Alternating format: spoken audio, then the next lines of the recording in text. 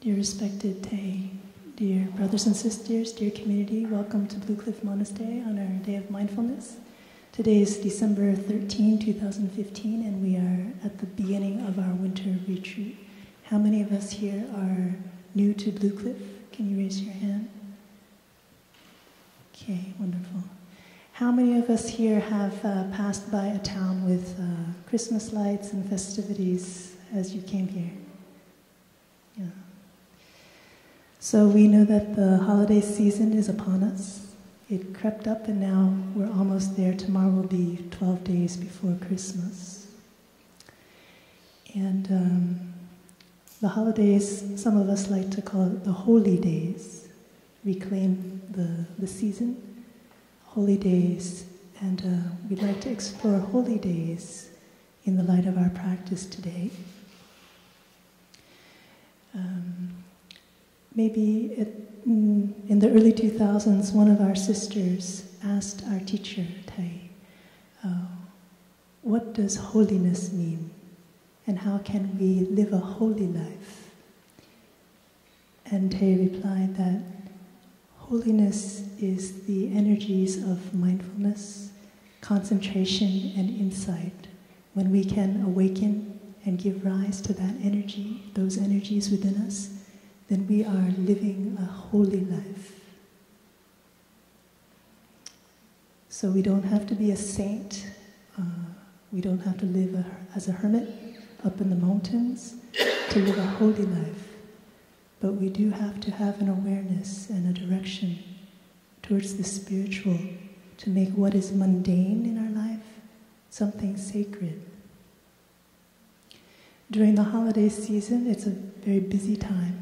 There's a lot of hustle and bustle, and a lot of our energy can get pulled away into the more superficial things.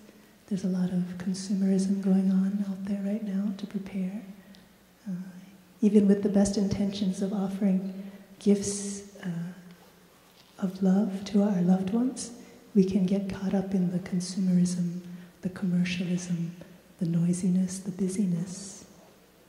And during these times of busyness, hustle and bustle is when our habit energies easily arise. So today we're going to explore together what it means to bring our habit energies into the realm of the sacred. How to not let our habit energies push and pull us, but to use them as material for our spiritual path. Okay.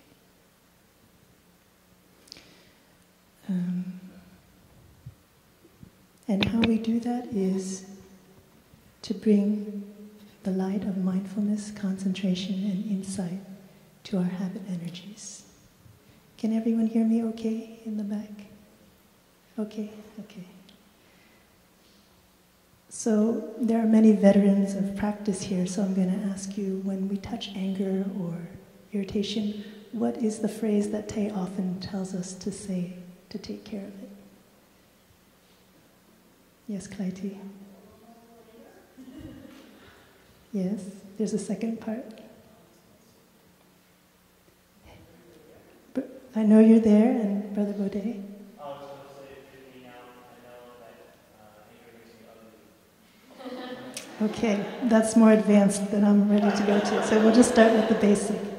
Hello. So now we're talking about habit energy. So instead of anger, I'm just going to say, hello, my dear habit energy.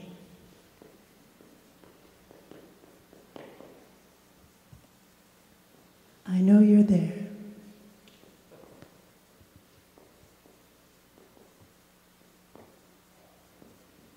And the third part of that is, and I will take care of you, right? You just don't know that it's there and just leave it like that. I will take good care of you.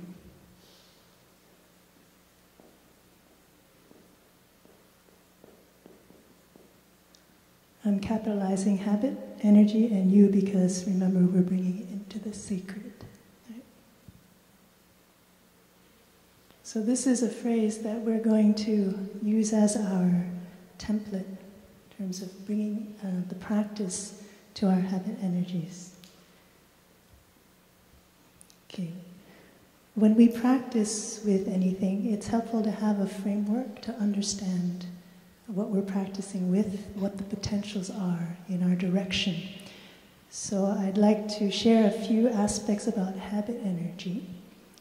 Habit energy is a kind of, if you think of it scientifically, you can call it a very ingrained neural pathway. It's something in terms of your actions of your body, or the way you speak, or even the way you think, that has become an ingrained pattern. That's what a habit is. It's something that we fall into. We tend to follow that route when given a choice, because it's easy. It's easy because we've done it many times before, or it's easy because the external conditions are strong enough to push us into that direction. You can take an example of addiction, just to kind of give an idea to bounce off of when we talk about a little bit of the theory of habit energy. So there are many ways we can look at habit energy.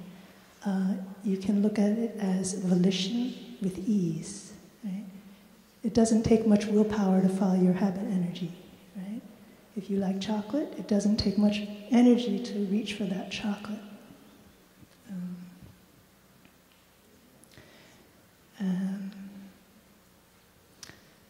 In Buddhist psychology, we refer to a part of our consciousness which is called manas. Manas is a part of our consciousness that turns back on itself, takes a small part of our consciousness, and then labels that as the self. So it's a very limiting function. It doesn't allow us the freedom to explore all the potentials and possibilities of who we are. And because we limit ourselves to who we think we are, who we think others are, what we think we like, what we think we don't like, it also limits our capacity to touch and deeply understand, relate to the world outside of us. So manas is like a cowboy that lassos a part of us, pulls it in, and then labels that as I, as me, as mine. And the function of manas is to perpetuate our habit energies, right? Whatever we feel comfortable with, we call it our comfort zone, that's what manas likes to protect. Whatever we like, what we prefer, it will preserve, it will fight to the tooth to keep. Okay. Of course, habit energies are not necessarily a negative thing. Okay, so that's another aspect of habit energies. It can be positive or negative, depending on one key thing. Does anyone know what that is? Yes, Shannon. Intention. That's interesting. That's not the answer I was looking for, but that's something to think about. I'm looking at the other end. Where does the habit energy take us, right? So depending on the consequence, is what I was actually thinking of.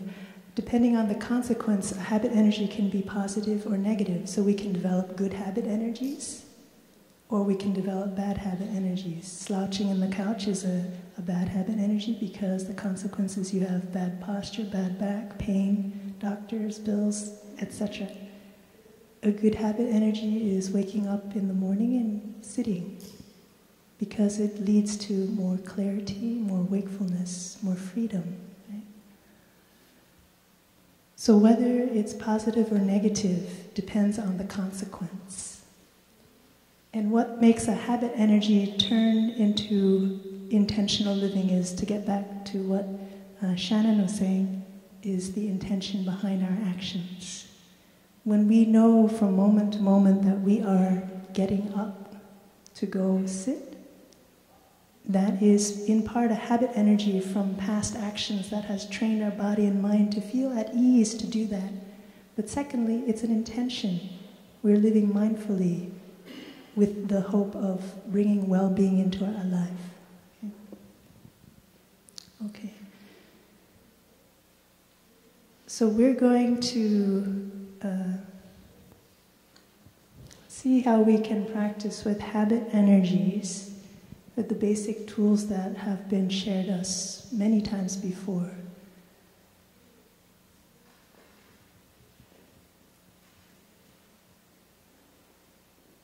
Okay, so the first aspect of our habit energies is we have to recognize that we actually have a habit energy, right?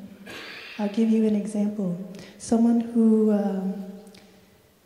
has the habit of not listening deeply, but instead of jumping in and finishing off someone's sentences. That's a habit. Maybe they picked it up from their parents. Maybe they picked it up from their friends. Maybe over the course of time in their interactions with people, they feel impatient, so they start this habit of jumping in and finishing off people's sentences. But that person may not realize that that's a habit. That's just the way they live, right? So mindfulness practice, when we have a chance to stop, be with our breath, and observe ourselves from outside in, we start to note that we have these certain interactions with people.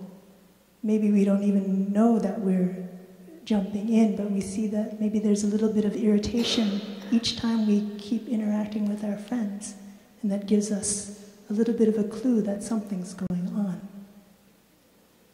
And as we continue to reflect on our life, as we watch the way we speak, the way we move, the way we interact, we see, oh, wait, that person wasn't finished and I just jumped in. Oh, that happened yesterday.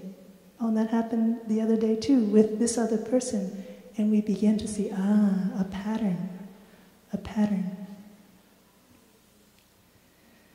So habit energy, like I said, it's a well-worn path, and it's a pattern. It could be a pattern of speech.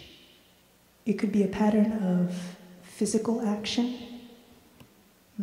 Someone who jumps ahead and opens the door because they've been trained by their upbringing to be kind or polite to open the door. It could be an action of thought. He always says that. He's always so. That kind of thinking is a habit. So our first step is to recognize and be able to label that habit energy. So let's say in this situation, it is jumping in. Can we, in our daily life, when we have that space, when we sit and reflect on ourselves, be able to baldly and boldly name our habit energy? Let's take a moment to reflect. And usually it's easier to go for the negative habits. So let's look at our negative habit energies and see if we can do this process of recognizing, naming the habit energy for what it is. It can be in your actions of body, speech, or mind.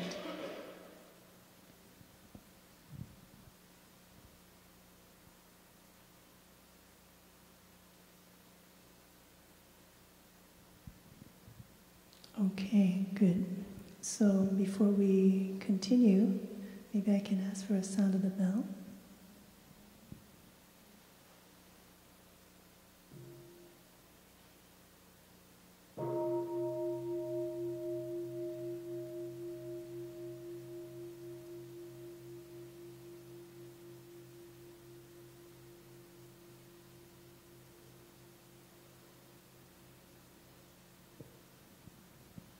Before we continue with the next aspect of our practice with habit energies, it's important to look at the framework of habits. Where do they come from? they don't come from nowhere, right?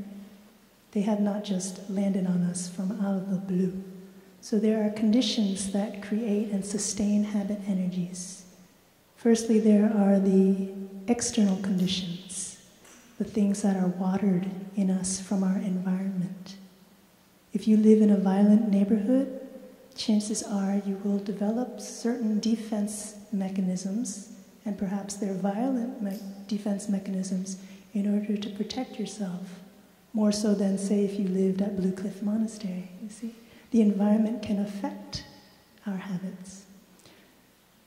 And then there are internal conditions that create and maintain our habit energies.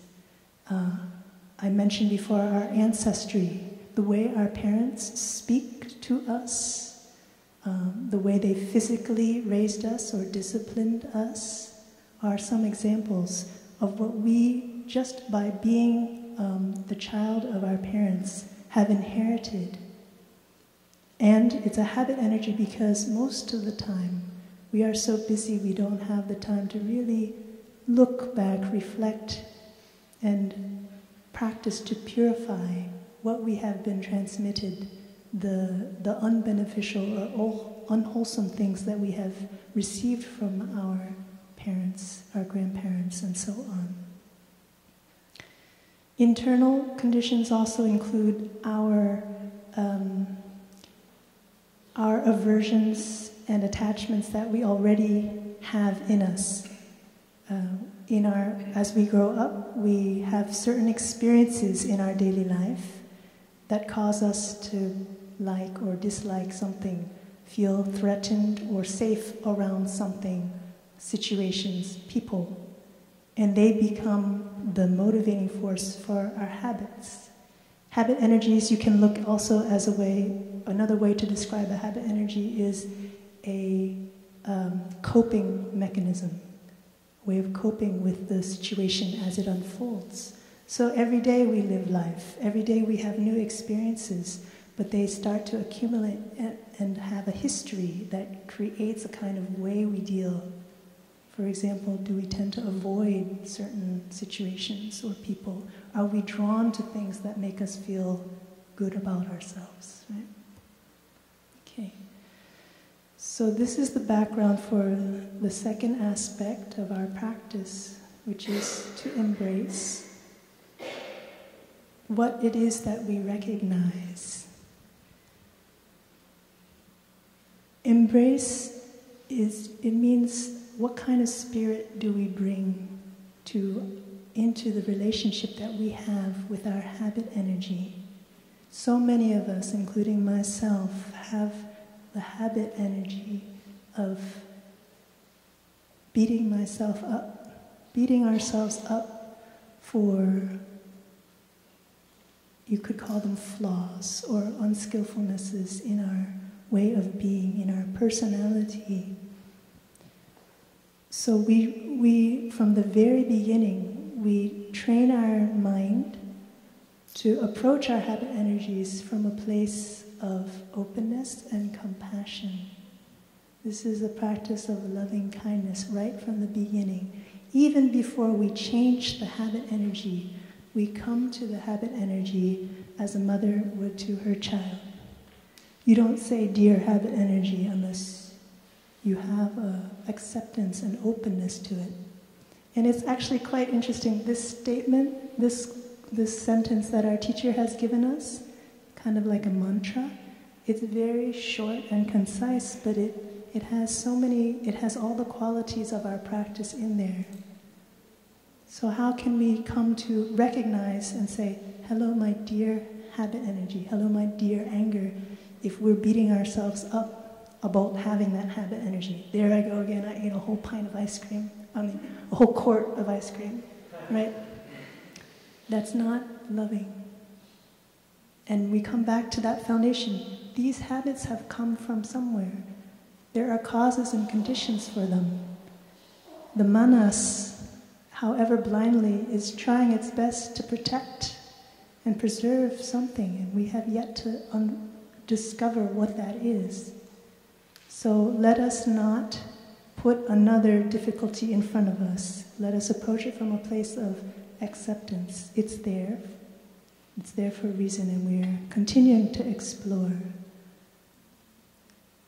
So this is the spirit of openness and investigation that we often hear in the 7 factors of awakening. There's a willingness to explore, and we explore in a way that is beneficial, not to put blame on ourselves or others, but just see clearly what the situation is. Secondly, when we embrace, it means in the action of recognizing, we stay true to the principle of mere recognition.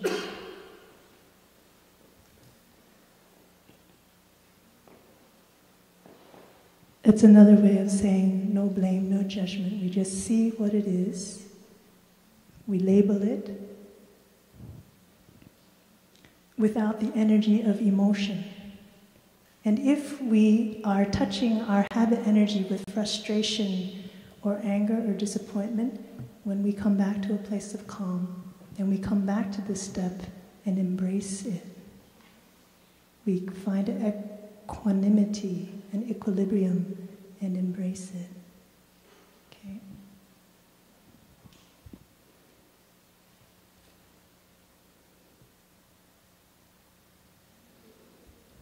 Okay. So the third part, can anyone hazard an educated guess as to what the third aspect is? Once we've embraced with recognition our habit energy? Calming, yes. I think for my simple outline, I will include calming with embracing. So, yes? Release, okay. I think that would probably be down here. Because before we can release or let go of something, we need to understand it, right?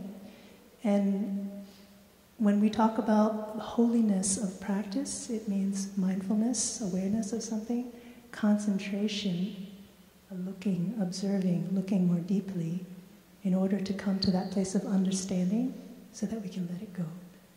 So in our tradition, we call meditation or Vipassana as looking deeply. So this is our third step. We look deeply. And again, this is a kind of meditation, so it's not an analysis. It's very different from thinking about things. It's not your mind turning wheels thinking about things. It's creating the space when you sit, when you calm the body and mind, to allow your mind to observe itself, observe the emotions, observe the body, and then to keep observing. When we keep observing, we stay focused on that object of our meditation that becomes a concentration. And through a sustained effort of concentrating on something, we begin to see more deeply into it. We see things that we may not have seen before. And in terms of habits, we may start to see patterns, how things connect with one another. So it's not your mind saying, aha, so if this, then that, and therefore, it's not like that. It's a very natural arising. And there's no shortcut, unfortunately. There's no shortcut to insight, to understanding. You have to do the work of mindfulness and concentration to arrive at that insight. But I'm going to bring up a few aspects that we keep in the back burner of our mind when we look deeply. So when we recognize, first of all, we recognize we have a pattern of action. When I serve myself at the dinner table, I tend to always take food on the left side, and then I tend to sit over here. Okay, that's a habit. We don't know if that's a positive or negative habit, We just know that's our preference. So one thing to keep in mind is this a positive or negative habit energy? For some of us, work is a great habit, and we might have labeled it in the incorrect way. We say, I like to work all the time. And it helps people, you feel productive. But then if you have time to reflect, then you start to see other aspects. Maybe you're very tired all the time. Maybe you don't have much time for your loved ones in your life. Maybe you're hiding behind your work. And so these things only come up when you give it space to look in a more holistic way at that habit. So some things that we may like to allow the mind to explore is it a positive or negative habit energy? And again, that's based on the consequences. Do you touch suffering? Do you, even though you feel productive, still feel a malaise at the end of the day, a feeling of unfulfillment at the end of the day, because it's not really touching your source of life inside? So this is a question as it relates to your suffering.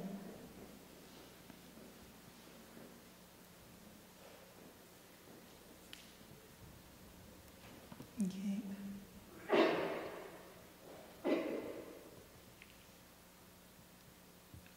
We may allow ourselves to explore, as we look more deeply at the habit energy, what is the suffering that we're touching? Can you identify? Can you recognize the suffering?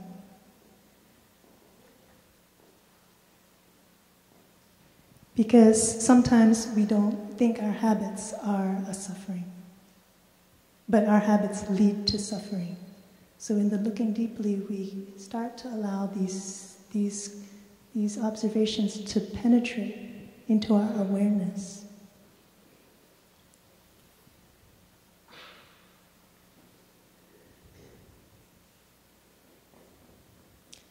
We may find that in the process of looking deeply, we will come to recognize certain sensitivities in us. Suffering is one way of looking at it. Another way of saying suffering is our sensitivities. I'll give you an example. Or maybe I can ask someone if they have an example in mind.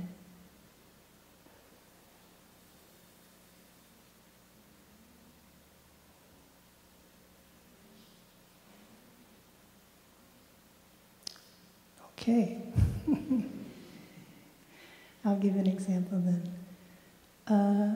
Let's say someone is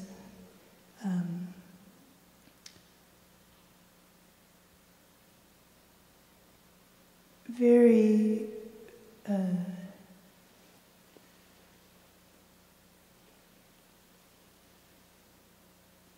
this is hard. Would you like to share that? I was thinking, being judged is Perfect, thank you. I think it's hard for me because when I share this, it's personal. It's very personal, so I don't want to share too personally until I have to. Okay, being judged is, thank you very much for that saving suggestion. Yes, so let's say we have a habit energy of being gruff. If we see someone making a face at us while we're talking, and we are gruff, or we even, flip them off or something like that, and that's a habit, we may see that it's a suffering. We have a suffering, but what is it? We're not sure yet. We continue, we can see it in the light of our sensitivity. Maybe in the past, in our childhood, with our colleagues, we have been judged and hurt. And so to safeguard ourselves, we try to protect ourselves by not even allowing an instance of being judged to come in so that we don't have to feel that pain. Are you following that example a little bit? Okay. Okay, so sensitivities. And lastly, it leads us deeper into our idea of who we are.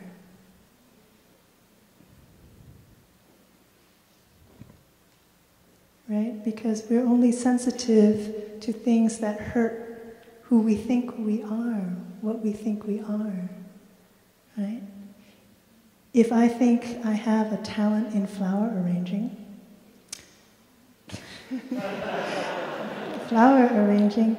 then if someone says something like, if someone says, "Wow, that vase looks pretty pitiful today," then yes, I will be hurt. That's my sensitivity, because somehow I identify with being the flower arranger of the community, for example. Whereas if that had nothing to do with my identity, the way I see myself, you could say whatever you want about this vase and it wouldn't matter to me. I mean, it wouldn't hurt myself. It wouldn't touch on that sensitivity. So we can see that when we have a chance to explore with openness and acceptance our habit energy, we can actually learn a lot about ourselves. We can learn a lot about how we view ourselves. And this is why it's such a sacred thing, because it's a window of opportunity for us to see and then release from that understanding, become free from those things that have bound us, that manas has bound us to.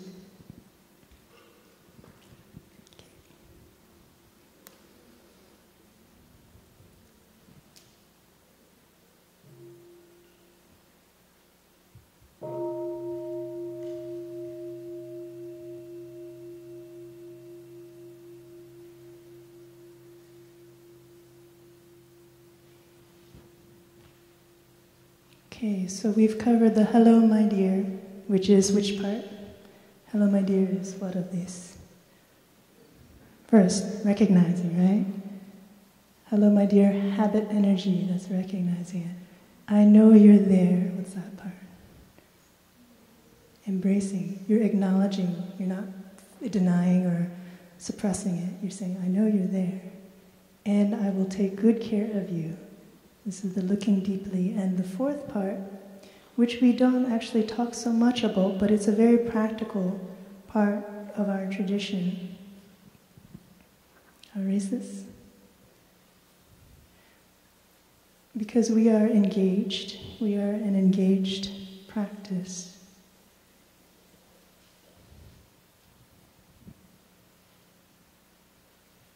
We practice. And not only do we practice, but we practice concretely with the habit energy. As we look deeply into our habit energy and gain insights, that energy of insight, it's an energy, it motivates us to manifest action in body or speech. And when we can manifest a change in body or speech, that in turn helps us to strengthen our intention to change the habit energy. It's cyclical in a way. So practicing concretely means two things. First, we set an intention. Okay, so I tend to, can someone share a habit energy that we would like to use as our guinea pig?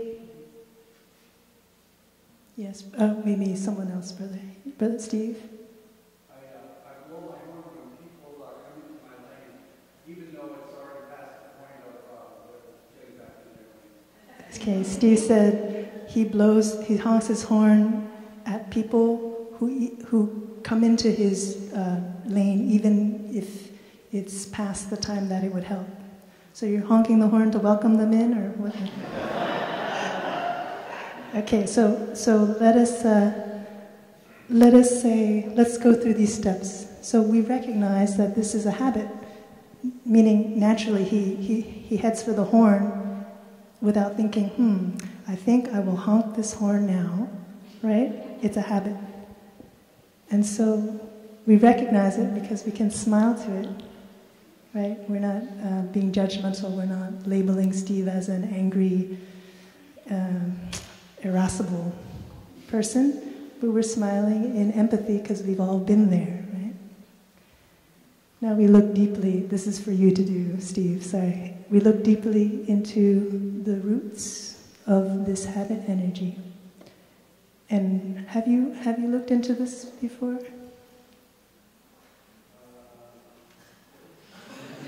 No? Okay. So, in the interest of time, let's pretend that you have.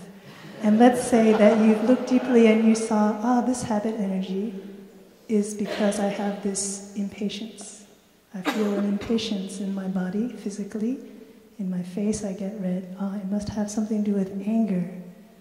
And then we come to a realization that it's coming from a place of anger, impatience, and a feeling of frustration. Let's say that feeling, and there's more to look deeply into. Where do those feelings come from? Because not everyone reacts like that. Some people actually slow down to yield the space when they see someone coming in, right? So it's not universally a reaction. So why do we have those emotions of anger or irritation come up? What in our past experiences or what have we inherited from our parents that may have watered that in us? Once we have come to some insights, small or medium or large, we continue with this step, practicing concretely. Okay, let's set the intention. I for intention. Knowing that this is, as we said, we look deeply to see that it's a negative habit energy, it's not doing anyone good, right? Knowing that this is causing suffering in my physical self, higher blood pressure, irritation, short speech with family at home, then I set the intention to do something concrete. That's the key to engage practice. We don't just let it stay in our head.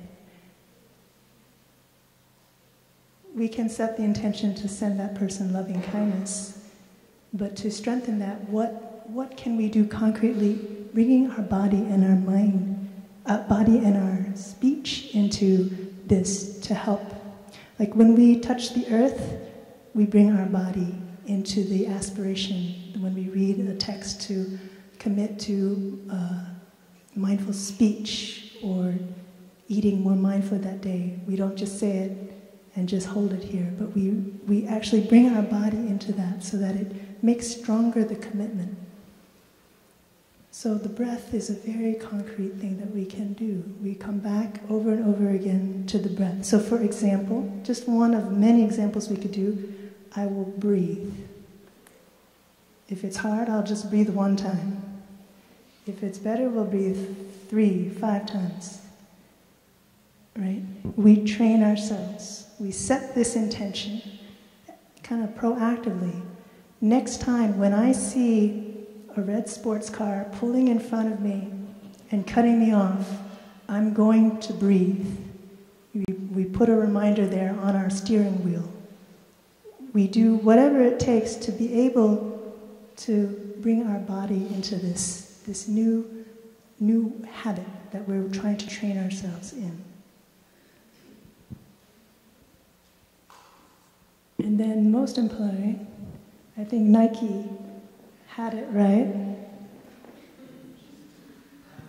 We have to do it, okay? We have to carry through with it. Why? Because that sets in motion a cycle of reflection again. I was successful, wonderful. It gives me faith that I can do it again. I bombed this time. Wow, it tells me that maybe I set the bar too high. 10 breaths is way too high. Let's just go for 1. You see? So these two points, they go together. You have to follow through. But the trick, and this is more of a psychology thing, is don't set the bar too high. If you set the bar too high, our minds are very deceptive and it can very easily pull us back into that well-worn habit. Forget about it. It's not worth it. That's what our mind will say. And then we will start to blame and judge. Those people deserve it anyway, for example. Instead, we set the bar lower so that when we can more easily have a success and build on that success. So the intention for concrete action has to be reasonable. Be reasonable. Be within your bounds of your capacity.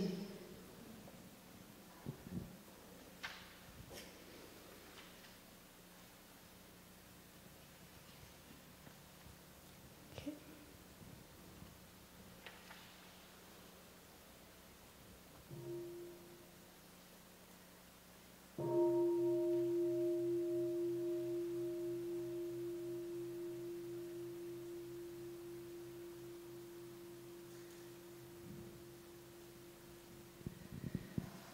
2 years ago, up in Maine, I think it was at a retreat, I was sharing about the 5 mindfulness trainings, which has a lot to do with our habit energies.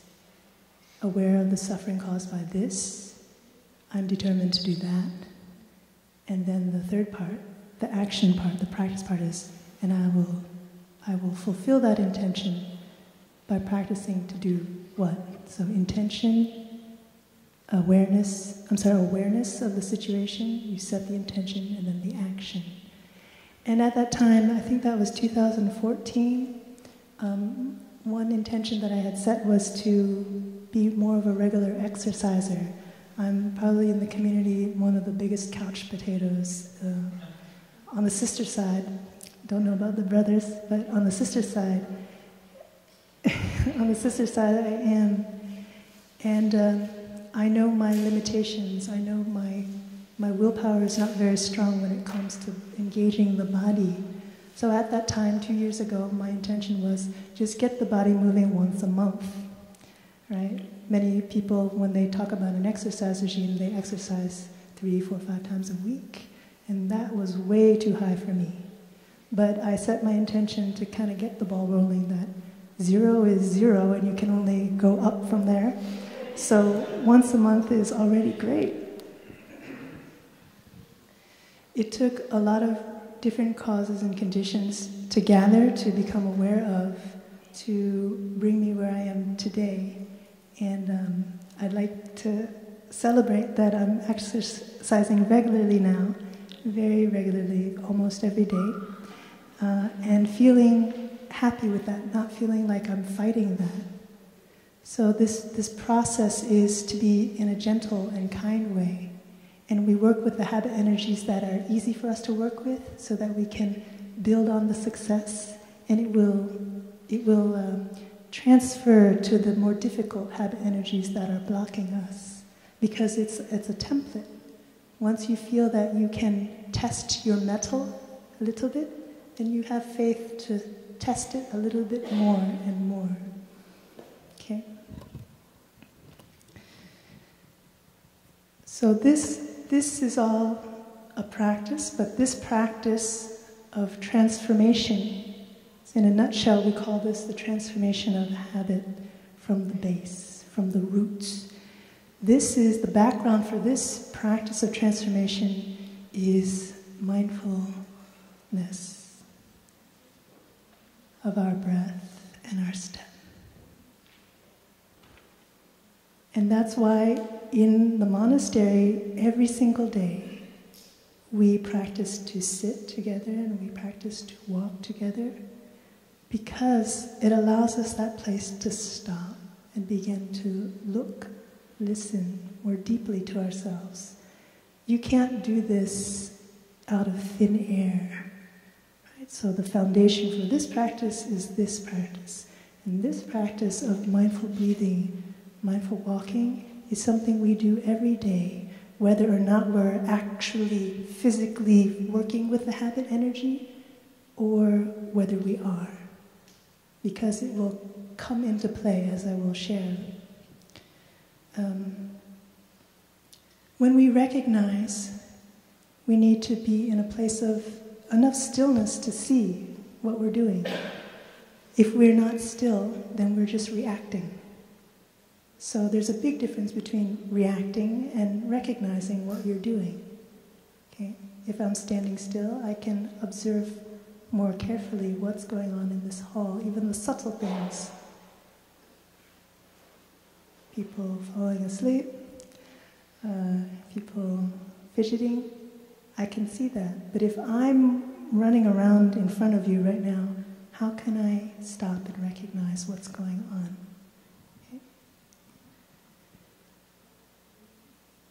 When we embrace our habit energy, when we touch that habit energy, it's a kind of a emotion that's behind that habit energy. Like I said, the causes and conditions are there behind the habit energy.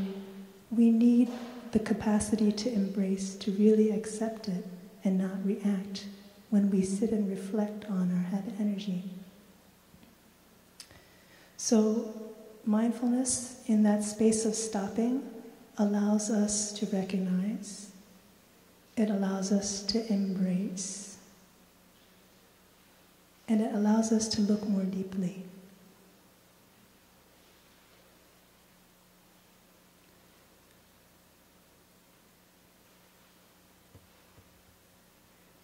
Mindfulness also is very, very important when we practice concretely, because when we have that spaciousness inside, we can touch a forbearance.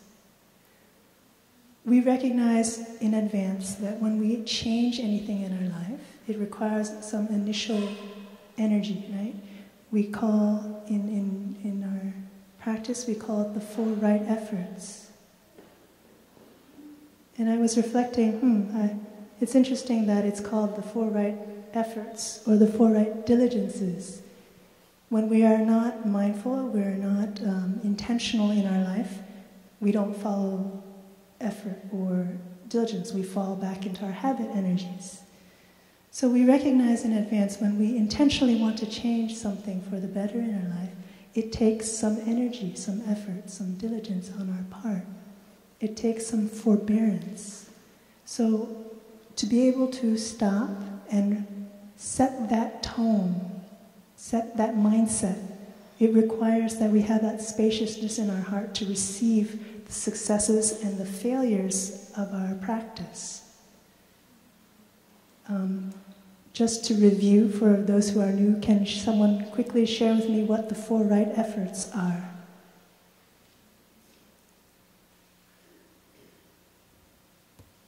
I'm going to call on our interns who have been here for many, many months. At least one right effort. Yumai, Sarah? They're whispering. Okay, I'm going to call on a monastic to help out. Sister Samadhi?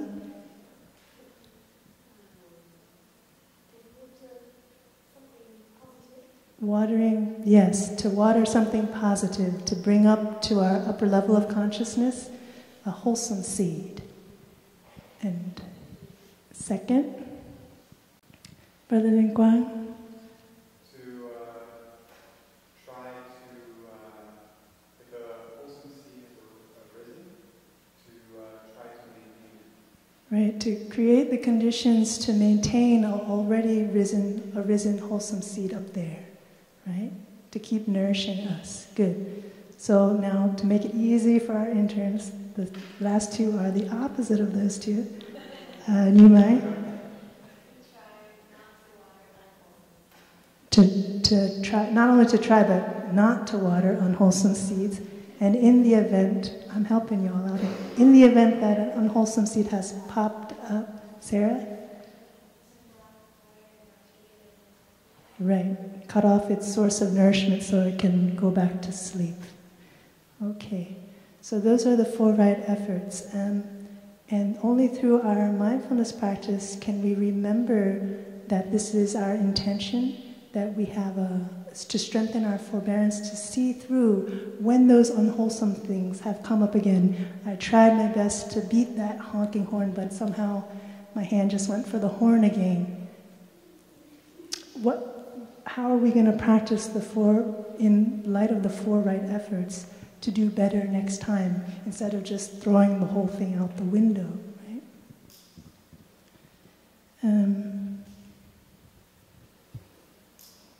So I'd like to share, it seems to be working with the exercise, so I'll use this forum to share about my current habit energy that I'd like to share and have support with.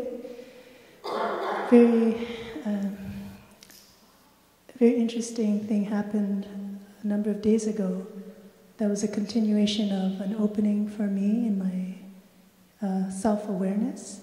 When I was home, maybe 3 weeks ago, and I was studying officially, kind of formally, Vietnamese. I'm Vietnamese American, and I was born here, so I only began studying or learning to speak and reading and writing, etc., when I came to Plum Village when I was 26. So my Vietnamese I've always considered to be very like baby language. So at home, I touched a very deep seat of suffering in the midst of studying. It came up and it made me stop what I was studying. I couldn't even speak because it was such a strong feeling, a very unpleasant feeling. And I knew I was touching a suffering from a long time ago. My parents were helping me with pronunciation. And in that process, I felt hurt. And I knew that had something to do with a feeling of self-worth coming up. So that happened, and I was quite surprised by that strong reaction that I had. And I just have kept that in the back of my mind. And just recently, at Blue Cliff, as I've begun to study Vietnamese again formally, I touched that seed again. And again, that habit energy of wanting to stop came up. So engaging in this process for me was that I recognized that this is a very, very deep habit energy of mine, to just stop, to withdraw from something that makes me feel uncomfortable and unpleasant inside. And in this case, this unpleasant feeling was emotional, mental feeling, not a physical feeling. But this time I recognized the pattern, although I'm sure it has manifested many times in different issues, different difficulties in my life, but this time was very clear. And I recognized that my habit energy is to withdraw, to not try.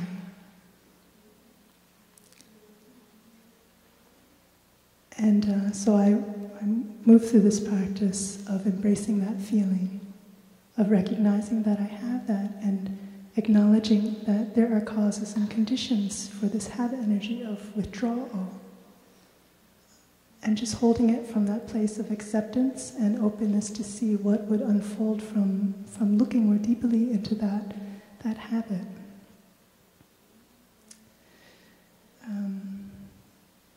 So as I've been allowing that to sit there, things have come up that have allowed me to understand more deeply some patterns in my life.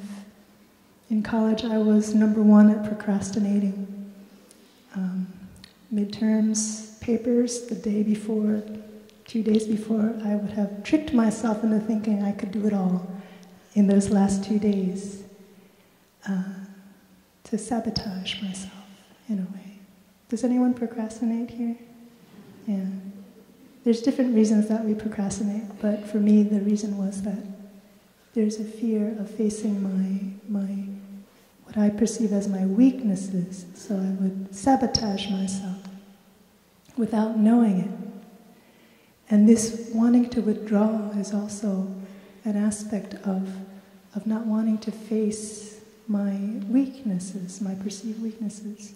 So I moved through this process of looking more deeply at how my habit energies relate to my sensitivities that relate to who I think I am. And the thing that I'm discovering right now, it's still in the process, but the thing that I'm discovering right now is I have been for a very long time, very dormantly, but still very much alive, have this way of seeing myself as a Vietnamese American woman living in the United States, with certain expectations about who I should be culturally, how Vietnamese I should be, which has caused me to suffer. And so this is an opening for me to explore more deeply who I am, who I think I am, and hopefully to free myself of some of these complicated issues so that I can be more free. It has also helped me to look more deeply at my aspiration for studying Vietnamese. And I saw that I was wanting to study from a place of accomplishment, or at least to fill up a feeling of lack, from a place of anxiety or fear, rather from a more pure aspiration. And seeing that, it has now helped me to set my intention to touch my aspiration to study Vietnamese in order so that I can touch more deeply my culture, that I can touch the beauty of the Vietnamese language and be nourished by it, and that I can be more of service to the community, the Vietnamese community here and at large. And so this has helped me to redefine and touch more deeply a more beautiful aspiration that can nourish me. And the just do it part is to continue to study and not to withdraw. All these years, I've lived in the community for 15 or 16 years now. For some reason or other, and I didn't know until just recently that this has been one of the main stumbling blocks for me to continue in my to even set forth in studying Vietnamese, because I kept touching a feeling of a lack. You know, my feeling of self-worth was so tied to my capacity or my lack of capacity that I just dropped it right away rather than explore it. And now I'm opening this up for myself, and I'm sharing this with you because I'd like to give a concrete example of how habit energies can be explored and be used for our healing and progress. And also I'm sharing this because it seems to work that when you share in a larger setting, you have more support to follow through with your intention. So thank you in advance for helping me to study. So our teacher has shared that when we talk about suffering, it's nothing less than talking about our habit energies. And I'll say that again, it's very important. When we talk about transforming our suffering, it's nothing less than saying transforming our habit energies. That's how important and essential that element is in our practice. To be able to look more and more deeply, squarely, and courageously at our habit energies so that we can work with it. And that's why habit energies really do have a place in the holiday season, because they are our avenue. They're our window, our door.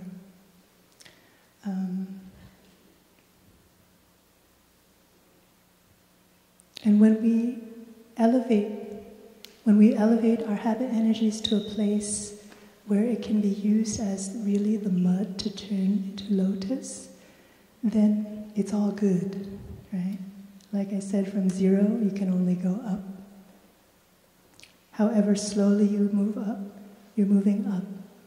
And when we're successful, we celebrate our success.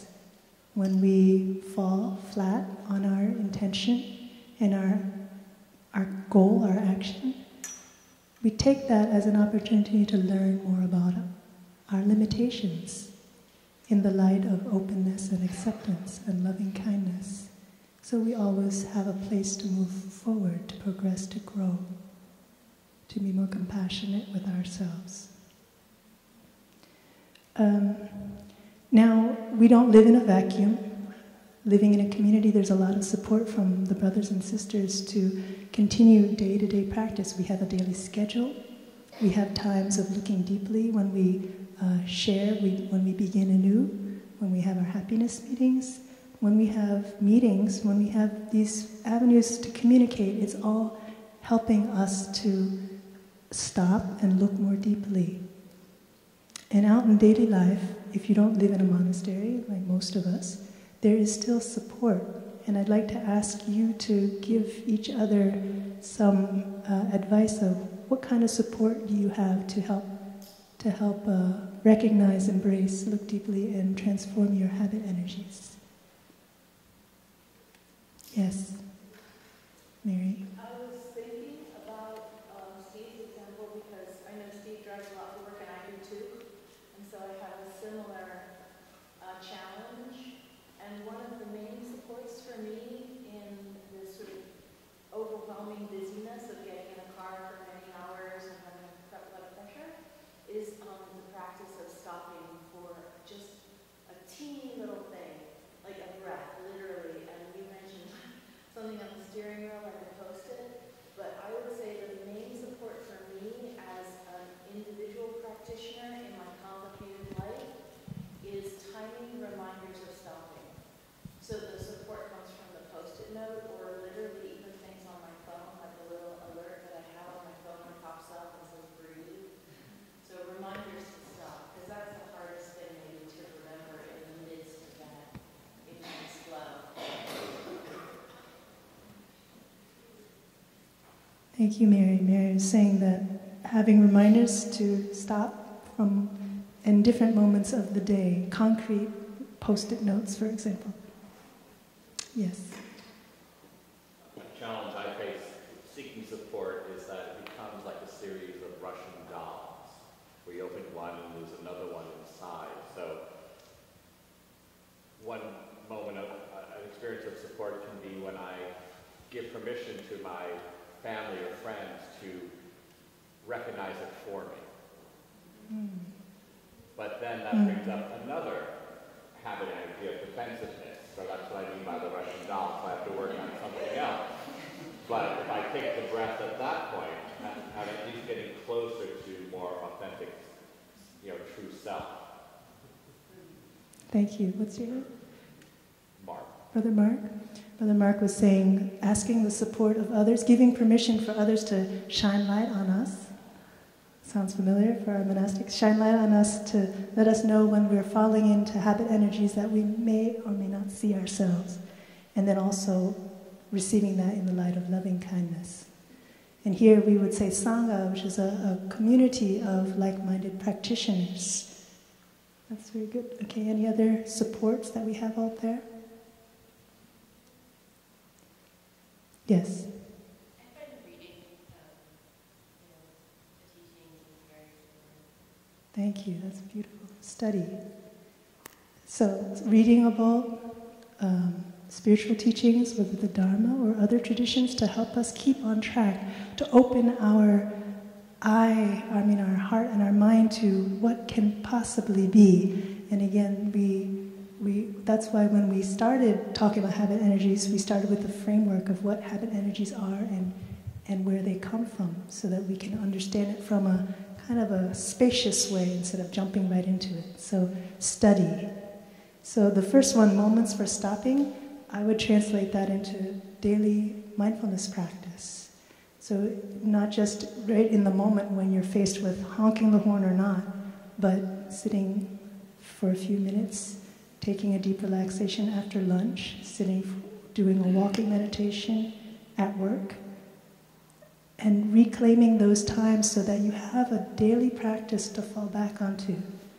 Yes, Mary? One of the ways that's really the most beneficial for me, I realized I didn't really say, is that, if I have that moment of stopping in the car before I start, then I have an opportunity to remember that my intention is to practice loving kindness in driving.